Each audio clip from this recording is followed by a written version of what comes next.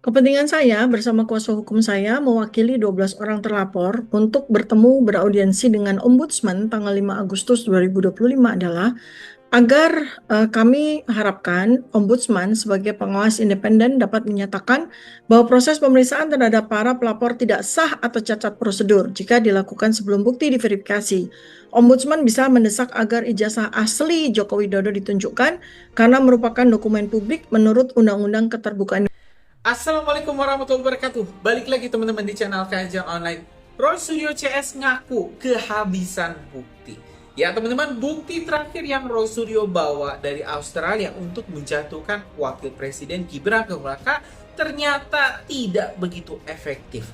Dan disebut-sebut itu adalah bukti odong-odong atau palsu.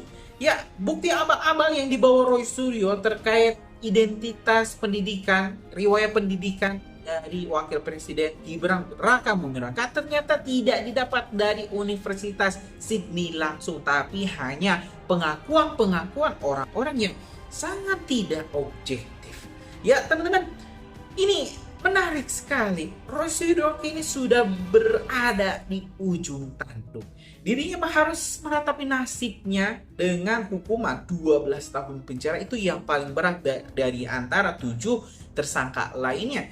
Ya teman-teman, ini Roy Suryo hingga detik ini memang masih berusaha membela diri, bahkan berdebat panas dengan para kuasa hukum dari Pak Jokowi. Salah satunya ini teman-teman, Ketum Jokowi Mania Bapak Andi, yang ya menertawakan Roy Suryo karena sudah tak bisa lagi mengelak. Sudah ditetapkan menjadi tersangka, tak punya bukti tambahan, Roy Suryo harus mau tidak mau menghadapi persidangan dengan tangan kosong, pasrah total. Tuntutan pasal berlapis 12 tahun juga harus teman-teman dihadapinya.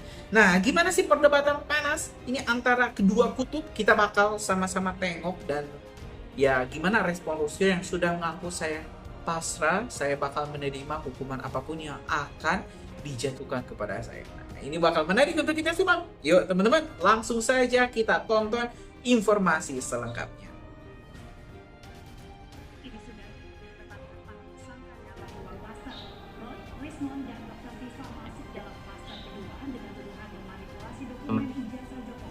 Tifauzia Tiasuma atau Dr. Tifa menyinggung Presiden Prabowo Subianto seusai dirinya ditetapkan sebagai tersangka kasus ijazah Presiden ke-7 Joko Widodo.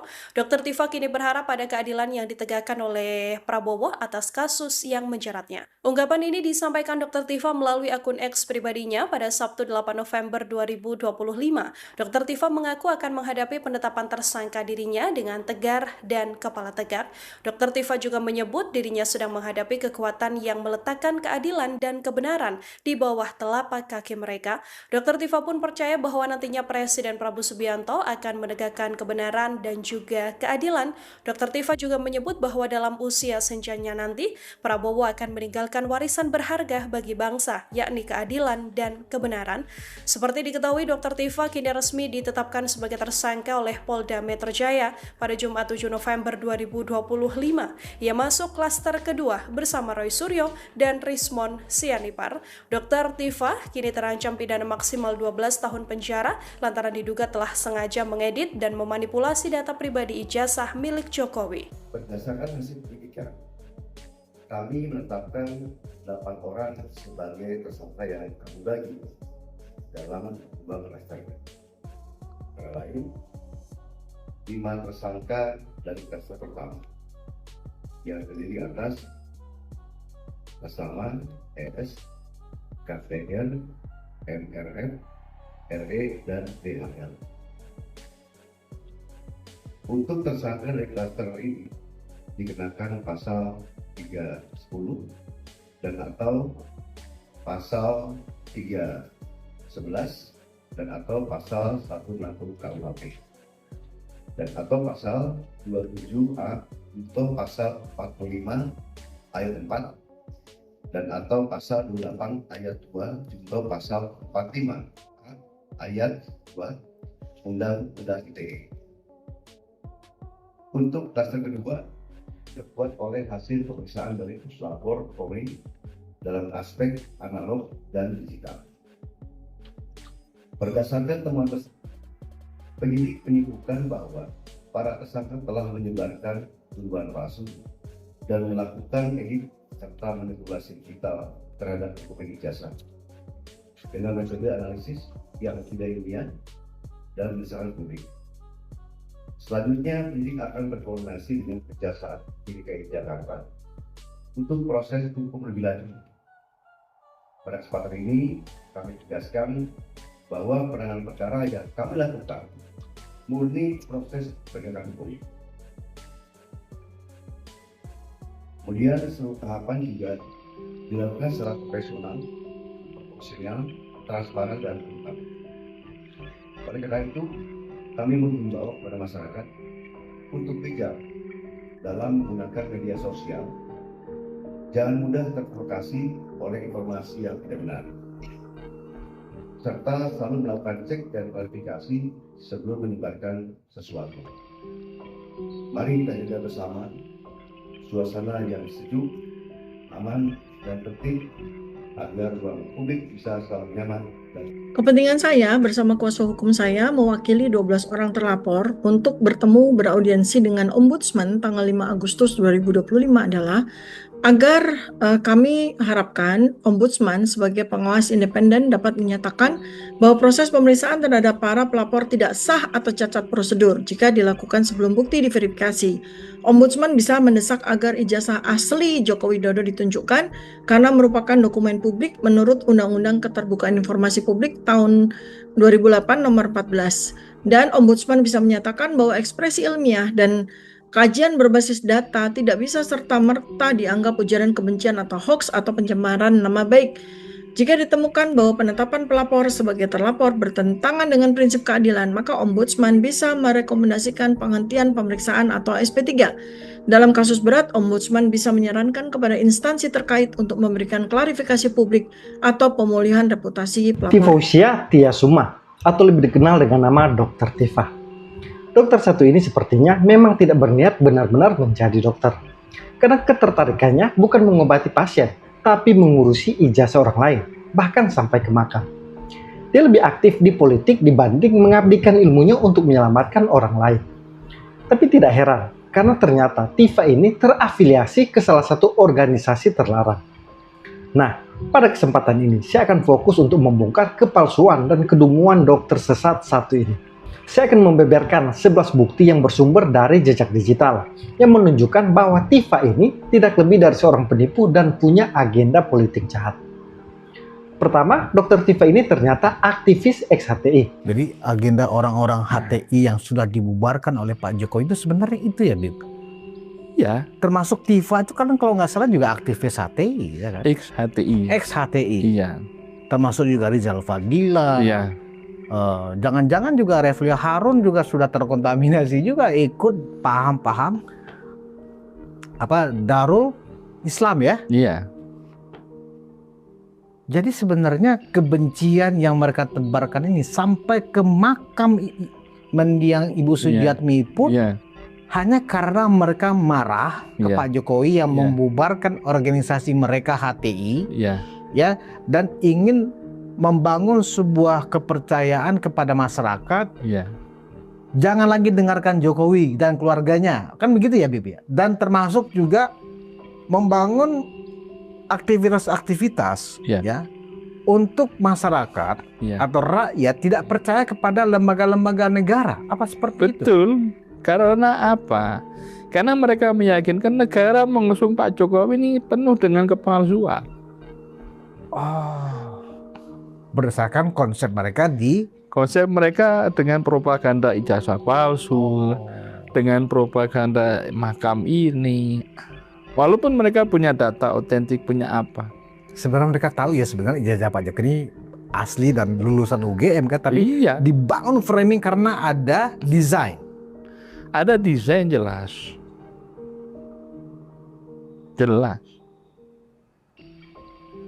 Dan itu desain jahat. Ini bukan pernyataan yang keluar dari orang sembarangan. Karena pernyataan ini datang dari Habib Syakur Ali Mahdi Al-Hamid. Inisiator gerakan Nurani Kebangsaan ini menegaskan Tifa adalah bagian dari HTI yang kini sudah dibubarkan. Memang sejak HTI dibubarkan, Tifa ini mulai tampil di publik menyerang Jokowi. Karena Jokowi satu-satunya presiden yang berani membubarkan HTI. Jadi semua aktivis ex-HTI ini punya dendam kesumat kepada Jokowi. Saya sependapat, ini salah satu alasan semua pentolan ex-HTI dan juga ex-FPI terus menyerang Jokowi, bahkan hingga ke keluarganya. Jadi motifnya balas dendam. Kedua, Tifa dipermalukan Diana Murni. Ibu sebagai seorang perempuan mengunjungi makam orang yang sudah meninggal. Orang jahat, orang biadab, orang... Gimana? Tampilannya, kalau lihat tampilannya... Mbak, gini, kita bicara soal data, fakta. Begitu, fakta itu. Bukan perasaan. Bukan, gini. Bukan rasa. Faktanya, dia tampilan beriman, tapi hatinya beracun. Kenapa Ya, saya faktanya katakan? apa? Kenapa? Dia bisa loh tidak punya perasaan sebagai seorang ibu, sebagai seorang perempuan mengunjungi makam orang yang sudah meninggal. Orang jahat, orang biadab, orang preman pun tidak ada berurusan dengan kuburan-kuburan. Baru kali ini saya ketemu orang-orang aneh berurusan dengan kuburan. Tidak masuk di akal sehat. Coba boleh tanya semua orang, kalau kita berhadapan dengan orang hidup boleh, tetapi mereka ini berdiri di pagar kuburan. Saya kepengen saya membawa pocong-pocong untuk berhadapan dengan mereka. Benar, kalau mereka hadir sekali lagi. Ini bicara soal ijazah, bukan soal makam. Nyambung ke situ, Bang. Nyambung ke situ, Bang Iman. Kayak dengerin pasien rumah sakit jiwa ya. Oh, sudah. Nyambung ke situ. Kenapa nyambung ya? Karena tadi bertanya tentang Dokter Tifa. Yang saya memang melihat ya, orang ini penampilannya imani, tetapi hatinya kok beracun. Kembali lagi. Tifa memang dipermalukan saat dialog di Rakyat Bersuara terbaru. Memang untuk menghadapi Tifa CS ini tidak perlu orang-orang berilmu tinggi. Cukup aktivis seperti Diana Murni ini. Tapi apa yang disampaikan Diana Murni, saya setuju. Tifa ini dari cara berpakaiannya santun karena berhijab. Ada kesan dia beradab dan menjunjung tinggi moral. Tapi itu hanya di pakaian, di isi otaknya dia jahat. Bahkan sampai makam Ibu Jokowi dijadikan konten. Ibu Jokowi juga difitnah dan diframing bukan ibu kandung Jokowi. Ini kan perbuatan sesat dan sangat jahat. Jadi jangan tertipu dengan tampilan Tifa. Kita harus menilai isi hatinya. Dan itu terlihat dari setiap ucapannya. Lihat saja, hujatan dan fitnahnya sangat keji kepada Jokowi dan Gibran. Ketiga, Tifa dipermalukan Irma Suryani Chaniago. Ada satu lagi namanya Dokter Tifa, ya kan? Itu anizernya luar biasa. Padahal saya sendiri juga orang Nasdem yang memang mendukung Anies Baswedan, ya kan? Oh, dia orang Anies sejati itu, Tifa itu. Lah, kan dari kata-katanya bisa dilihat. Anies itu dibutuhkan oleh dunia. Perang Dunia Ketiga itu membutuhkan Anies Baswedan. Anies itu harus levelnya jadi sekjen PBB misalnya. Memang dia nggak, misalnya sekarang, Allah belum memberikan kepada dia tugas sebagai presiden karena Anies ditunggu di dunia internasional. Oke, bukan ditunggu di penduduk DKI kembali. Enggak, Mas Anies Palestina tuh membutuhkan Anda. Oke. Ancaman perang dunia ketiga itu membutuhkan Anda, gitu loh. Jadi itu kalau saya bahasa sasmitanya ya, mencoba untuk menerjemahkan apa maksud Allah tuh begitu. Misalnya, ya, dia dijadikan utusan khusus Presiden Prabowo untuk dunia. Nggak usah harus pakai utusan khusus. Dunia internasional itu udah sangat mengakui ketokohan dari. Jangan menggunakan fasilitas negara Prabowo gitu ya. Anies terlalu kecil buat jadi utusan negara untuk mengurus itu, enggak. Internasional butuh dia. Sekarang ancaman-ancaman, tantangan-tantangan bagi umat manusia di seluruh dunia itu amat sangat berat. Selama 1 tahun kami bersama di OSIS, saya melihat bahwa Mas Anies memang dipersiapkan menjadi pemimpin besar. Oleh keluarga, oleh lingkungan, dan oleh barangkali juga bimbingan dari Allah SWT. Saya waktu itu sampaikan ke Mas Anies, Nis ya, beda usia 1 tahun, beliau lebih tua dari saya, jadi sekarang saya panggilnya Mas Anies aja ya. Nis, suatu saat nanti kamu bakal jadi orang besar. Sekarang mungkin Mas Anies mau nanya, Tifa, prediksikan saya jadi presiden nggak? Sebenarnya presiden itu kita di tahun 2024 sudah ada di Lauhul Mahfuz. Lalu, yang lebih dari itu sebetulnya, kalau boleh, karena saya berkembang menjadi ahli prediksi ya. Mungkin Bapak Ibu semua tahu saya Dokter Tifa, silahkan lihat di Twitter saya ya. Saya memprediksi beliau itu kurang lebih Kalau presiden terlalu kecil ya. Saya melihat beliau itu nanti akan jadi betul, akan menjadi Sekjen PBB, dapat Nobel perdamaian. Begitu. Kan apakah itu pendukung utama justru itu mempermalukan Anies kalau menurut saya. Kalau menurut saya itu justru mempermalukan Anies gitu, bahasa-bahasa seperti itu gitu. Nah kemudian kemarin ada yang mengatakan Pak Jokowi kalau bahasa Inggris nggak bagus lah. Kemarin dia baru baca bahasa Inggris yang itu loh, undang-undang itu loh. Bukan dia bilang law atau regulation. On other country, big country is there is no criminalism on freedom of speech. How about that? Yes, I think it is time, for us to test our undang-undang. Tapi undang-undang. Lo bahasa Inggris aja sambil ngelihat HP kok gitu ya. Itu pun belepotan ya. Iya, itu pun masih ngatain gitu loh. Jadi saya bingung juga gitu nih dokter ya. Mestinya dokter ini fokus menyehatkan masyarakat melalui keahliannya sebagai dokter, ya kan, mengobati pasien kan gitu. Kok malah sibuk berpolitik terus gitu. Saya juga heran juga dengan ibu satu ini. Saya bilang, Bu, masuk aja DPR, Bu, nyalonkan diri jadi anggota DPR aja biar kalau ngomong lebih terstruktur gitu loh ya, lebih punya pertanggungjawaban moral gitu. Masuk DPR aja nyalon gitu. Jadi lebih baik. Melihat peta politik 2024 lalu, memang ex-HTI dan FPI semuanya berkumpul di kelompok Anies Baswedan. Mereka memuja-muja Anies dan seolah-olah menjadi penyelamat HTI dan FPI ketika Anies jadi presiden. Sehingga Tifa ini selalu menyanjung Anies setinggi langit. Padahal buktinya bukan Anies yang dipanggil dunia internasional, tapi Jokowi. Jokowi diangkat menjadi Dewan Penasihat Bloomberg New Economy. Keempat, Tifa Diskakman, pakar pendidikan INALIM. Orchid Park secara naratif, karena kami juga sampai dengan hari ini semua, saya kira seluruh rakyat Indonesia itu belum pernah melihat sertifikat kelulusan dia dari Orchid Park Secondary School, ya. Dan supaya rakyat semua tahu bahwa Orchid Park Secondary School itu adalah jenjang SMP, jenjang SMP ya, supaya tahu. UTS itu universitas negeri, public university, salah satu yang terbaik di Australia. Jadi maksudnya nggak terdaftar gimana? Kalau mau ngecek apakah UTS terdaftar di pemerintahan gitu, ya tinggal tanya ke kedutaan besar Australia. Sudah hak konstitusi beliau.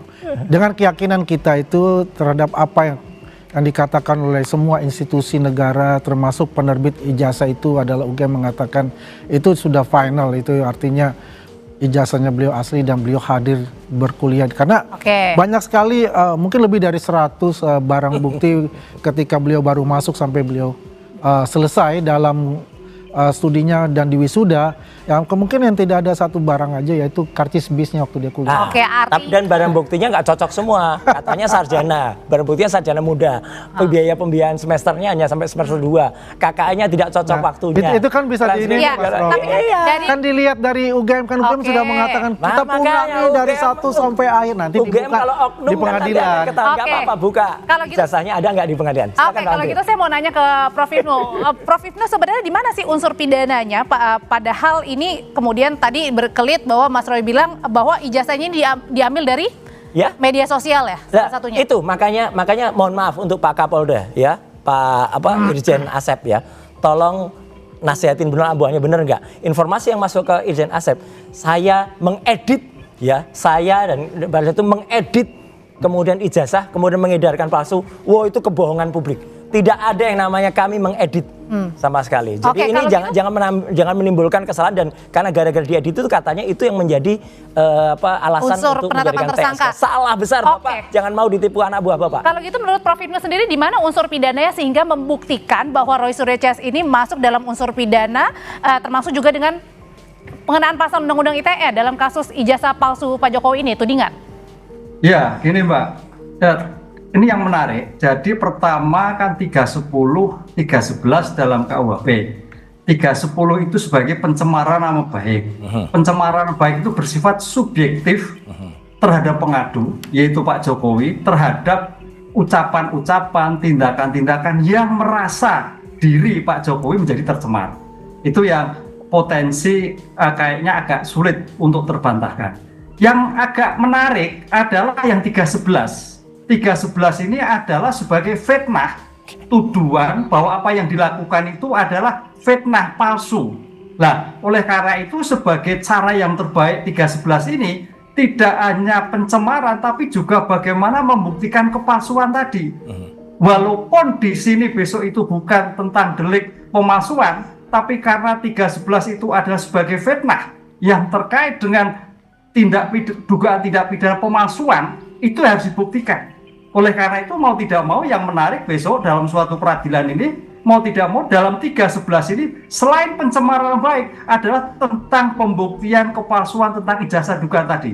Ini yang menarik. Jadi kalau biasa kasus-kasus biasa kan terkait dengan pemalsuan 362. Ini enggak 311 tapi diikuti dengan suatu pembuktian delik pemalsuan tadi. Jadi di sini yang menarik. Jadi di sini Prof yang akan menarik adalah justru terjadi perang dalam sidang ini ya, saling membuktikan. Iya. Ini kan 311 itu fitnah tentang dugaan yang diharapkan tidak benar tentang kepalsuan. Nah, kepalsuannya di mana? Kan itu nih. Karena ini suatu yang jadi merupakan satu kesatuan itu. Jadi bukan pencemaran Pak, tapi fitnah yang menyangkut tindak pidana jagung palsu. Lah, palsunya di mana? Ini ya saya kira menarik. Jadi suatu bentuk penyelesaian secara efektif, efisien di dalam pengungkapan suatu perkara. Sehingga kemarin tentang pembuktian yang dilakukan oleh Polda itu sudah bagus. Lah sekarang tinggal dalam suatu persidangan tentang pembuktiannya. Karena ini bukan delik pemalsuan tapi delik tentang fitnah menyebabkan kepalsuan dari fitnah yang bersangkutan. Ini yang menarik. Kalau yang terkait IT, saya kira IT itu hanya sebagai alat. Kalau tudingan fitnah itu siapa yang harus membuktikan terlebih dahulu, Prof? Ya, di sini nanti dua-duanya. Pak Jokowi membuktikan, Pak Roy membuktikan sama-sama. Jadi asli atau tidak? Berarti artinya ijazah asli itu memang harus diperlihatkan di dalam sidang nanti? Kalau menurut diksi 311 adalah kepalsuan, tuduhan kepalsuan, itulah yang harus dibuktikan. Ini yang selama ini tidak pernah terjadi, tapi ini sebagai suatu diksi yang menarik, yang karena memang sejak awal ini perdebatannya adalah Pak Roy menginginkan suatu persidangan, sehingga mudah-mudahan pandangan saya, hakim akan memberikan ruang tentang hal tersebut. Sehingga sebelum masuk pada 311. Kalau 310, oke, itu nama pribadi. Tapi yang 311 yang menarik Mbak, IT menarik karena itu hanya sebagai alat digunakan dengan IT. Nah itu memang kalau IT kan semua orang tahu. Makanya dalam IT itu ancamannya lebih besar 7 tahun gitu. Ya. Mas Roy berkali-kali kan Pak Jokowi juga sudah siap gitu. Kalau di persidangan saya akan memperlihatkan jika dibutuhkan. Bohong itu. Ijazah aslinya. Bohong itu. Berarti artinya nanti akan ada perang untuk memperlihatkan ijazah dalam sidang. Buktikan kata-kata saya, bohong kata-kata dia. Dia berkali-kali ditantang di sidang, tidak akan berani menunjukkan dan selalu menggunakan segala cara untuk memanipulasi sidang.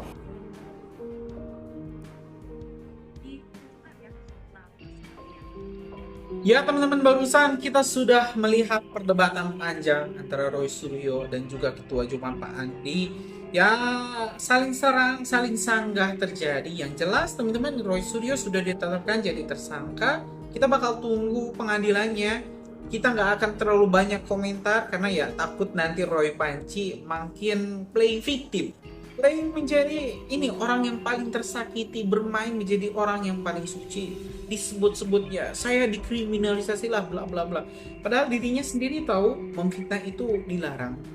Dan kalau misalnya ini soal ijazah Pak Jokowi itu asli demi rakyat, rakyat yang mana? Rakyat mana teman-teman? Ya mungkin hanya berapa persen sih orang-orang yang mungkin terbantu soal ijazah ini, yang memang nanti di 2029 di Pilpres selanjutnya bakal diuntungkan kalau Pak Jokowi ini elektabilitasnya turun. Saya nggak akan sebut, Anda juga sudah lebih tahu siapa orang-orang yang paling diuntungkan soal kasus ijazah ini. Nah, teman-teman punya pendapat lain? Tulis saja di kolom komentar, kita bakal diskusikan. Terima kasih ya sekali lagi. Assalamualaikum warahmatullahi wabarakatuh.